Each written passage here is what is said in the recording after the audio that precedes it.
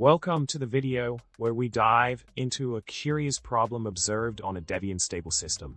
The issue revolves around a conflicting load detected by Valgrind using boost-filesystem in a multi-threaded C++ program. The error arises during a thread's execution when accessing a particular path function, leading to concerns about thread safety in boost-filesystem. Now, let's explore the solution that sheds light on this perplexing scenario. By delving into the specific code snippet provided, we uncover a crucial update in boost-filesystem's initialization process aimed at ensuring the thread safety of path globals. This adjustment allows for the seamless utilization of boost-filesystem, especially during program termination stages, alleviating potential conflicts related to path locales and specific path handling scenarios.